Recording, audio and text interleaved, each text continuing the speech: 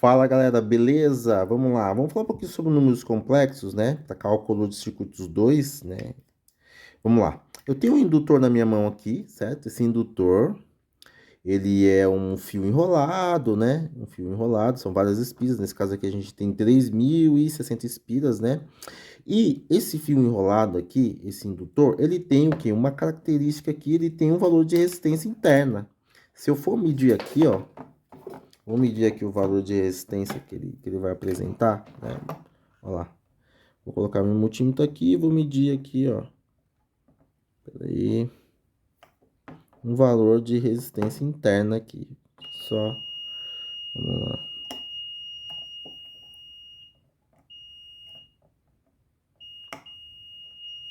Olha lá. Temos aqui 76,2 ohms, beleza? 76,2 ohms aqui a gente tem. Um valor de resistência interna dele aí, certo? Então, o que acontece? O indutor, né? O símbolo do indutor é esse cara aqui, ó, né?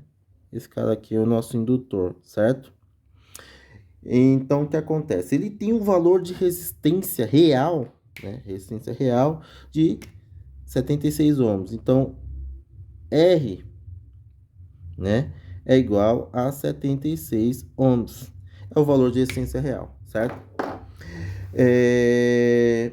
Quando eu aplico uma corrente alternada nesse indutor, né, o que vai acontecer?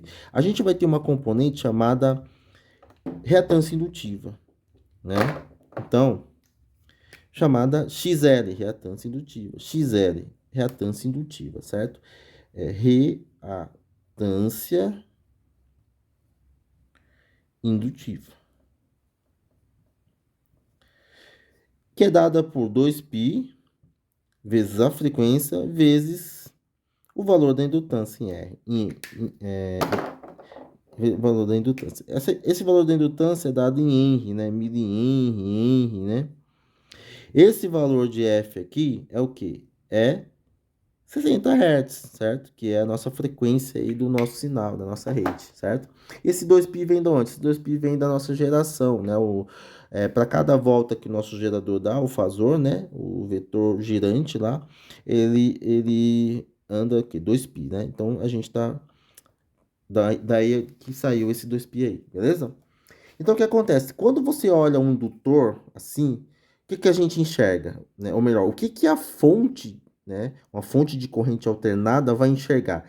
Vai enxergar o quê? A resistência real, que é a resistência de 76 ohms que a gente mediu com o multímetro, e vai enxergar o quê? Outra resistência que é a nossa reatância indutiva. Só que essa resistência aqui, que é a reatância indutiva, que é a oposição à passagem da corrente elétrica, né? A corrente está indo e voltando. Então, o que acontece? O indutor ele vai oferecer uma oposição à passagem da corrente elétrica de acordo com quem? De acordo com a frequência. Então, quanto maior a frequência, maior essa oposição, certo? Então, a reatância indutiva ela é uma resistência ômica, só que ela é proveniente de quem? Proveniente da relação, né, da frequência e também do valor do indutor, beleza?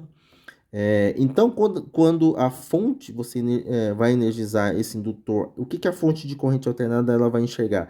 Vai enxergar dois valores, né? Um valor real e um valor imaginário. Quem é o valor real? O valor real é o de 66 ohms que a gente mediu como tinto.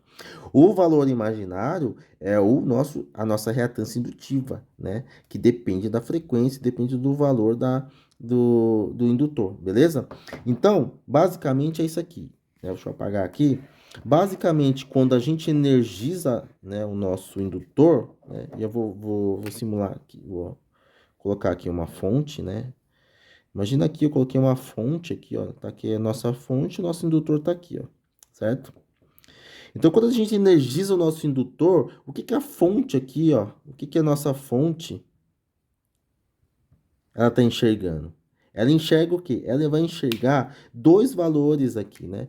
Então, ela vai enxergar o nosso R, né? Mais o que? O nosso XL, certo? Beleza? Só que esse XL aqui, né? Ele é um valor Não é um valor real, é um valor imaginário. Por quê? Ele depende, né, do valor de frequência. Então, eu vou chamar de JXL. É um valor imaginário. Então, o valor de R mais o nosso JXL, que é a nossa reatância inutiva, né, a gente pode chamar-se como? De impedância. Então, e vou colocar a minha impedância como sendo Z. Então, Z, o que que é Z? Z é a nossa impedância. Impedância. Certo? Impedância. O que que é impedância? Impedância é o quê? O quanto o meu componente elétrico, né? Ele se opõe à passagem da corrente elétrica, tá? Só que essa impedância, dentro dessa impedância, a gente tem um valor real, que é o valor da resistência ohmica do componente, né? Que a gente mede como tímetro, e a gente tem um valor imaginário. Esse valor imaginário é devido ao quê? Devido à própria frequência e o valor do indutor, né? Em Henry, né? Milihenry, enfim. Então é isso que a fonte enxerga. Então, quando a gente vai calcular, né, fazer os cálculos de corrente, tensão, enfim, de um circuito em corrente alternada, né, vou colocar aqui AC, né, que acontece? A gente tem que considerar, né, o valor, né, da impedância, né? Considerando internamente esse valor real mais o valor imaginado. Por isso que a gente utiliza os números imaginados para fazer esses cálculos, né? Agora vamos lá, que eu vou explicar um pouquinho para vocês aí, de uma forma bem... tentar ser bem simples, né? Como que a gente vai deduzir, né, esses cálculos aí. Então, quando a gente fala que a impedância é igual a R, né, real, mais JXL, né? Nós estamos falando do quê? Nós estamos falando que essa configuração é o quê? É o valor, é uma forma cartesiana de representação. Então, essa aqui é cartesiana, né? Forma cartesiana de representação do nosso número complexo aí, da nossa impedância, né? Aqui, né? Então, eu posso transformar esse valor cartesiano também para outra forma, a forma que a gente chama de forma polar, né? Então, a gente tem a forma polar. A forma polar, ela é constituída como dessa forma. O Z, o módulo, né? E argumento ou fase, né? Alguns falam, você pode ter esses dois nomes aí, né? Nas literaturas técnicas, né, argumento ou fase, então, do nosso ângulo θ. Então, vou colocar o nosso ângulo θ aqui, certo? Então, a forma polar, vou colocar um Zzinho aqui, que é o nosso número complexo, o módulo, né, de Z e o nosso argumento, né, e o nosso ângulo, certo? Então, aqui é a forma cartesiana e essa aqui é a forma o quê? Aqui é a forma polar, né? Polar.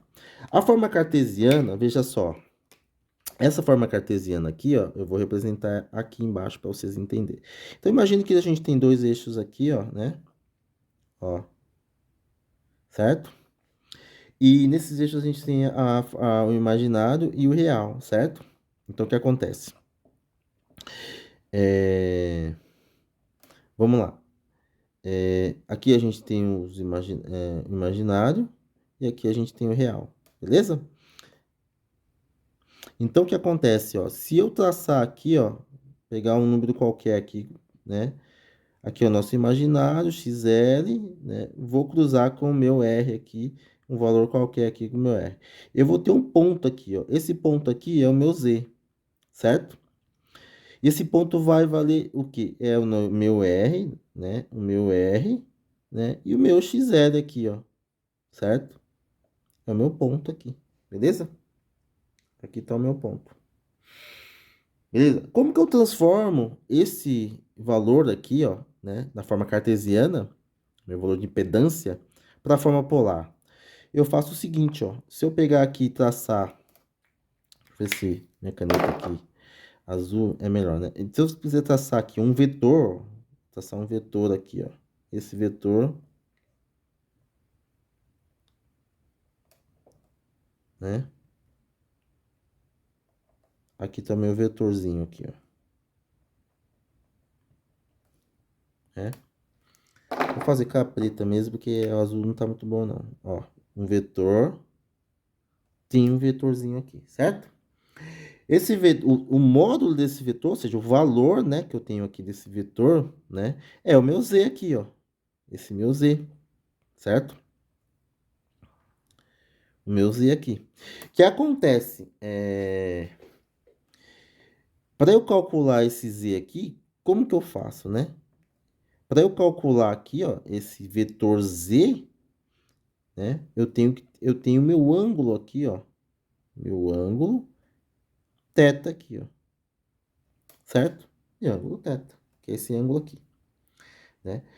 Para calcular o z, eu faço o quê? Ó, esse z aqui, eu tenho que decompor esse vetor aqui, né? Aqui é o eixo dos cossenos, aqui é o eixo do seno. Então, o que acontece? O meu z aqui, ó, basicamente aqui, ó, se eu pegar aqui, decompor aqui, eu vou ter aqui um vetor real e um vetor imaginário, certo? Ó lá, um vetor real e imaginário, certo? Então, para eu achar esse z aqui, quem é esse z? Esse z, né, que é o meu módulo de impedância, ele vai ser quem? Ele vai ser basicamente aqui, ó, R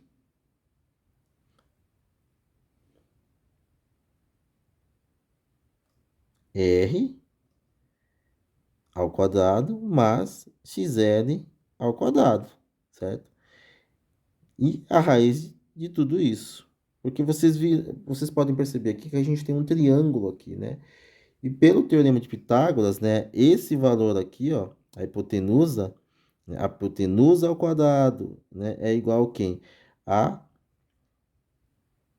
esse lado aqui, ó, ao quadrado, né, mais esse lado ao quadrado aqui, ó, vocês, né, pela relação trigonométrica, né. Então, eu só estou aplicando aqui o teorema de Pitágoras. Então, para eu achar esse lado aqui, ó, que é o meu vetor, z, né, é igual a raiz de r ao quadrado mais x ao quadrado pelo teorema de Pitágoras, né? Essa área ao quadrado é igual mais esta área ao quadrado é igual a esta área ao quadrado, beleza? Aí eu achei o meu módulo z, né? Que é a minha impedância. Só que eu preciso achar o ângulo, né? Ou seja, para transformar cartesiano para polar, eu preciso achar esse ângulo agora. Esse ângulo aqui, pessoal, o ângulo θ aqui, como é que eu vou achar ele? Esse ângulo aqui é o seguinte, ó. Veja só, da relação trigonométrica mesmo, se eu pegar, por exemplo, aqui, ó, né, a minha tangente, né, tangente aqui, que é esse cara aqui, ó, XL, né, dividido pelo meu R aqui, ó, né, esse cara aqui é o XL, certo? Esse cara aqui é o meu R. Se eu pegar XL e dividir por R, eu tenho aqui, ó, XL dividido por R, né? E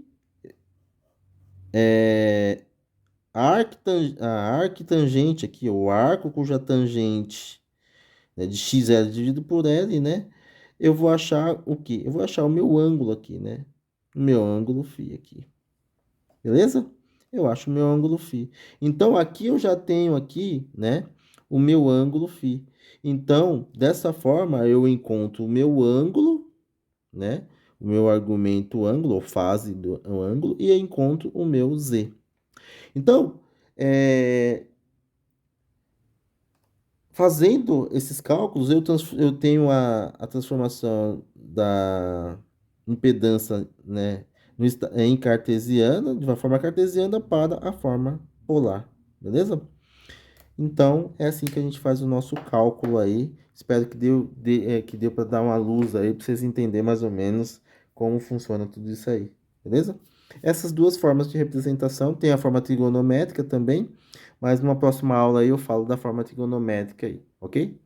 Valeu, pessoal, até mais.